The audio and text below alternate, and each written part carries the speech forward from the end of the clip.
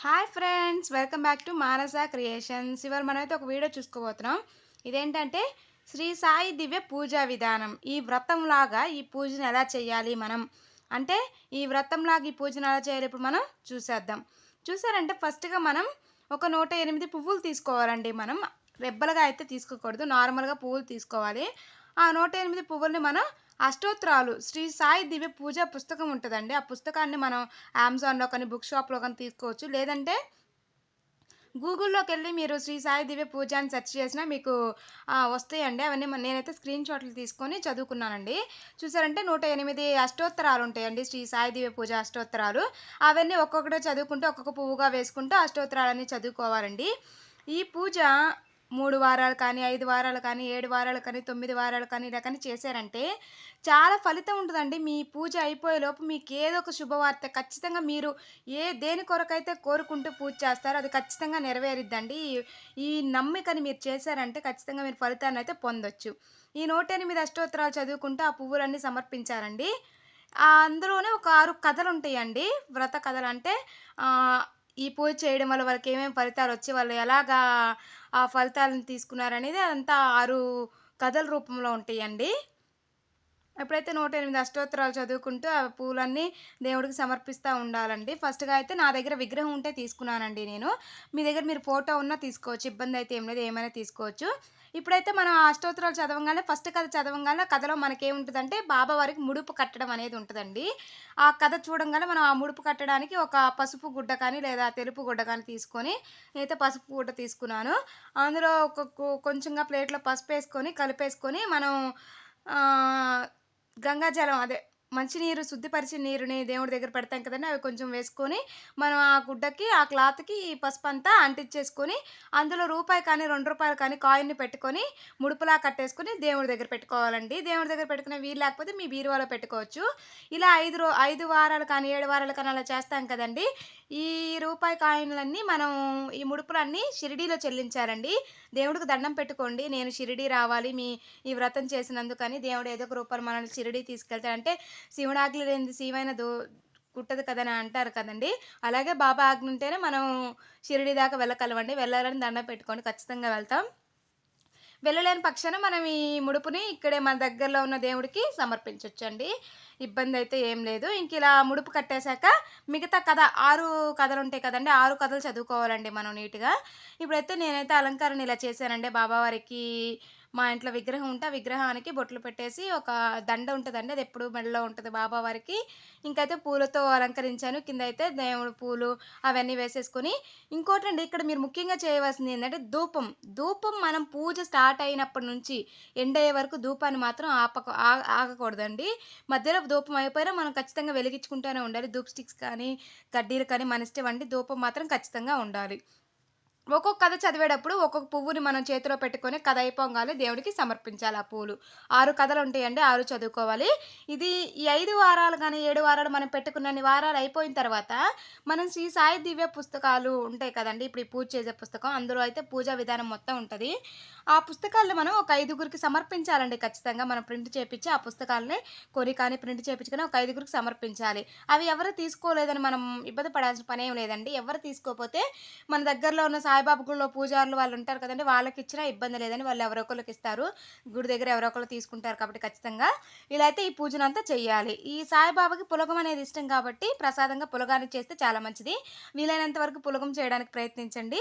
ఇంకా నెక్స్ట్ వచ్చేసరికి మనం 5 రోజుల 5 వారాల వ్రతం అయిపోయినాక ఏం చేయాలంటే లాస్ట్ వారంలో మనం శక్తిని బట్టి మనం ఎవరికైనా భోజనాలు పెట్టగలిగితే భోజనం పెట్టొచ్చండి. ఒక 5గురికి అలా. ఆ పెట్టలేని స్టేజ్‌లో మనం ఒకవేళ ఉంటే ఇబ్బందేం లేదండి.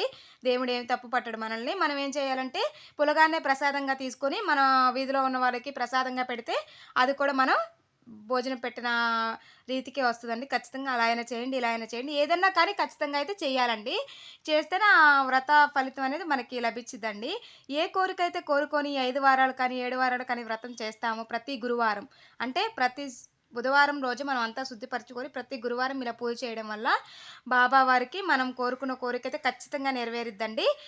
దీపం కూడా మనం పూజ స్టార్ట్ చేసేప్పటి నుంచే దీపం వెలిగించుకోవాలండి ఖచ్చితంగా. ఆ దీపాన్ని వెలిగించాక మనం చెప్పాం కదండీ! ధూపమైతే అస్సలు ఆపకూడదండి. ఎప్పటికి ధూపమైతే పూజ అయిపోయేంత వరకి చేస్తూనే ఉండాలి. ధూపాన్ని మాత్రం అలా వెలిగిస్తూనే ఉండాలండి. ఇంక ఈ 6 వ్రతాలకి 6 పువ్వుల్ని మనం దేవుడికి సమర్పించేసాక 108 అష్టోత్తరాలు చదివేశాక అయిపోయాక ఇప్పుడు మనమైతే ప్రసాదంగా పులగాన్ని సమర్పించాలి.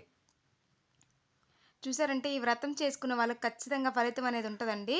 పులగాన్ని సమర్పించేసాక మనం ఇప్పుడైతే హారతి ఇచ్చేసుకోవాలండి దేవుడికి. ఆ అష్టోత్తరాలు అయిపోయాక అష్టోత్తరాలు చదవలేము మేము, మాకు ఇబ్బంది అనుకున్న వాళ్ళు ఫోన్‌లో కానీ, టీవీలో కానీ పెట్టుకొని ఆ అష్టోత్తరాలనేవి ఒక్కొక్కటిగా పుష్పాన్ని మనం దేవుడికి సమర్పిస్తూ చేసుకోవచ్చు. పులగం ప్రసాదంగా పెట్టాక మనం దేవుడికి హారతి ఇచ్చుకొని, ఆ ప్రసాదాన్ని ధూపదీప నైవేద్యాలతో దేవుడికి సమర్పించాలి.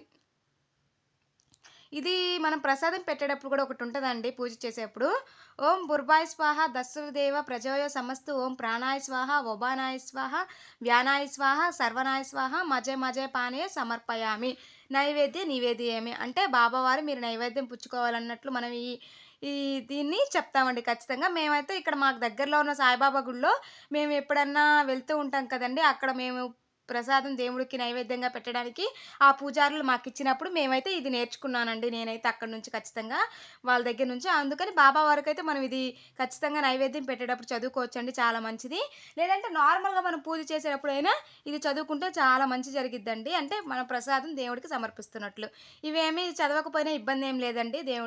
ప్రసాదాన్ని మనం ఇస్తున్నట్టుగా దేవుడికి చెప్పేసుకొని, ఆ ప్రసాదం దేవుడికి నైవేద్యంగా పెట్టుకోవచ్చు. హారతి ఇచ్చేసాక మనం ఆ పులగాన్ని నైవేద్యం పెట్టేసాక మనం తీసుకున్న గంగా జలం ఉంటాయి కదండీ! శుద్ధిపరిచే నీళ్ళు. ఆ నీళ్ళతో మనం హారతి అయిపోయాక స్వాహా చేసేస్తామండి.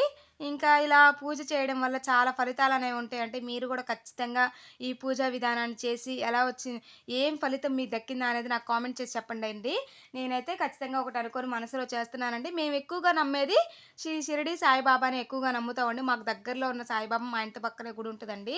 అల్లూరులో చాలా బావుంటదండి ఆ గుడి. ఆ గుడి కూడా మీకు నేను ఒకరోజు ఒక లైవ్‌లో కానీ, లేదంటే ఒక వీడియో కానీ చేసి మొత్తాన్ని ఒక అద్భుతమైన గుడండి అదసలు. ఎంత చక్కగా ఎంత బావుంటదంటే, విశాలంగా అస్సలు ప్రశాంతత అసలెంత బావుంటదంటే, పంచారామములండి. అంటే 5 గుళ్ళుంటాయండి.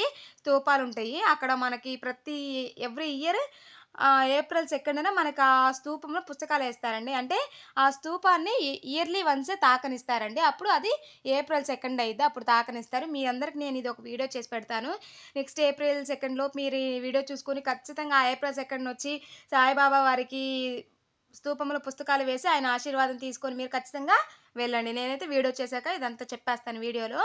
ఏందా ఈ సాయిబాబా పంచారామములు, ఈ కథేంట, ఇక్కడ సాయిబాబా ఎన్ని సంవత్సరాల క్రితం ప్రతిష్ఠించారు, ఇవన్నీ మీకు నేను చెప్తానండి.